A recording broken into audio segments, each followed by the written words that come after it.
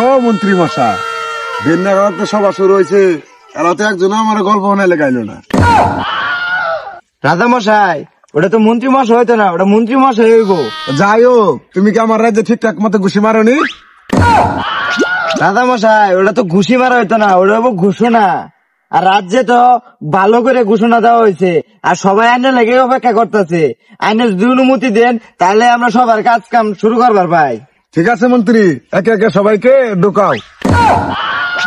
রাজা মশাই, ওটা তো ঢুকা হইতো না, একে একে আইব আইনের গল্প মনে আর যাই হোক, আমার তো আর ধৈর্য কুলাইতেছে না, আমার তো ধৈর্যের বান ভাঙ্গা হাতা আইন্দা পানি বাইরে পড়তেছে। আমার তোরা সব রাজ্যে তলে গেছে গা, তাড়াতাড়ি আমার গল্প মনের ব্যবস্থা হল। পরি তাকে ভিতরে প্রবেশ করাও। 1 নাম্বার হাজির। ঠিক আছে, গল্প বলা শুরু করো। তাহলে আমার গল্প শুরু করি। ঠিক আছে, সময় নষ্ট না করে গল্প তুমি শুরু করো। আমার গল্প হলো শিক্ষক আর ছাত্র।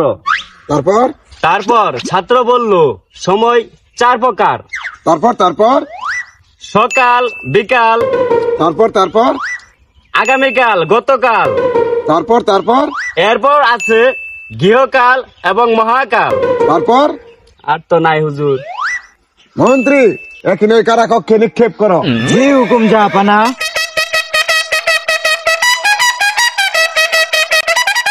হ্যাঁ পরি, 2 নাম্বারকে পাঠা। এই সর, চালায় সর, পেন নাম হই যাবো না, তুই বুড়া বসে কেন রে? যাবো না। আমি যাইছি, আমার বউটা গেছে মইরা। যদি আনারে গল্প শুনে ভাই, তাহলে আমার বউটা হইলো, তাহলে কিছু রাজত্ব পাইলাম। শাস্তির বিধান তোর জানা আছে, যদি আমার গল্প না সন্তুষ্ট করতে না পারস। আচ্ছা যাবো না, তাহলে আমি গল্প শুরু করা ভাই। হ্যাঁ ঠিক আছে, তাহলে তুই গল্প শুরু কর। 2 বন্ধু ছিল, হঠাৎ এক বন্ধু রাস্তা দিয়ে ছাগল নিয়ে যাইতেছে। তারপর দ্বিতীয় বন্ধু বলছে ছাগল নিয়ে কই যা। তারপর আবার সে বলতেছে ছাগল আমি স্কুলে ভর্তি করতে নিয়ে যাইতেছি। তারপর তারপর দ্বিতীয় বন্ধু বলতেছে যে আজকে তো শুক্রবার। তারপর আমার গল্প তো এনই শেষ। মন্ত্রী মশাই, তুমি ওকে কারা কক্ষে নিক্ষেপ করো। জি হুকুম জাহাপানা। চল গল্প না লেখা। পরি, 3য় ব্যক্তিকে তুমি পাঠাও। রাজ্য প্রবেশ করার জন্য 3 নাম্বার ব্যক্তি হাজির। মন্ত্রী, এর আগে যে সবাই আইলো, ওরা তো কেউ আমার গল্প না সন্তুষ্ট করা আইলো না। এই লোক যাইছে, এ কি আমার গল্প না সন্তুষ্ট করা আইবো? তুই জেনে আইসস রাজার সামনে কল্পনার লেগা, তুই কি ভালোভাবে প্রস্তুত হয়ে আইসস? তোর আগে কিন্তু আরো অনেকেই আইছিল কল্পনার লেগা, কেউ কিন্তু কল্পনা রাজারে খুশি করার হয়েছে না। ব্যক্তি কিন্তু কারাগারে নিক্ষেপ হয়ে গেছে গা। তুই কি ভাইবা চিন্তা আইসস? তুই যদি ভুল করস, গল্প শুনে যদি রাজা যদি খুশি না হয়, তাহলে তুই কিন্তু কারাগারে নিক্ষেপ হয়ে যাবি গা।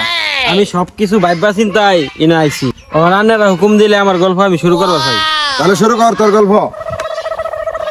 রাজা মশাই, একদিন আমি এই সারা দুনিয়ার বাস কিনে আসছিলাম। তুই যে এত বাস কিনছ, এটা কি মন্ত্রী দিবার লাগিয়া? না না না রাজা মশাই, এই বাস কিনছিলাম আমি একটা পিঞ্জিরা বানার লাগিয়া। তারপর এই বিরাট বড় পিঞ্জিরার মধ্যে এই দুনিয়ার সমস্ত পাখি আমি আটকাইছিলাম। তারপর রাজা মশাই একদিন ভুল কইরা ওই পিঞ্জিরা খাঁচাটা খুলে থুই।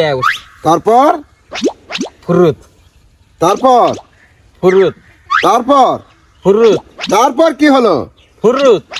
কি রে, তোর কি আর এই ফুরুত শেষ হইতো না রে?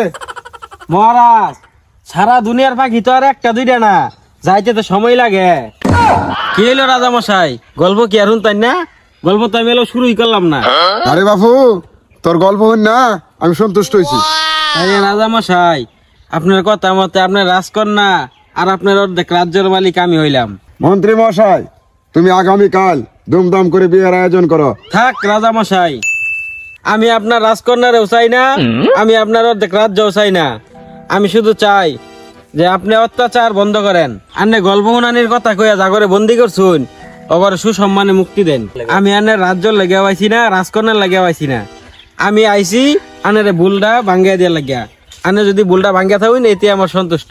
আমি এতদিন যে বুলের মাঝে আসছিলাম, এই বুলটা তুমি আমার চোখে আঙ্গুল দিয়া তুমি আমাকে বুলটা ভাঙ্গিয়ে দিয়েছ। আমি তোমার দাবিও মেনে নিয়েছি। ওই কারাকক্ষে যারা নিক্ষেপ আছে সবাইকে আমি ছেড়ে দিব, আর তোমাকে আমি জামাই রূপে মেনে নিব। তুমি একটা সোনার টুকরা, আর এই সোনার টুকরা সবার ঘরে ঘরে যেন জন্ম নেয়।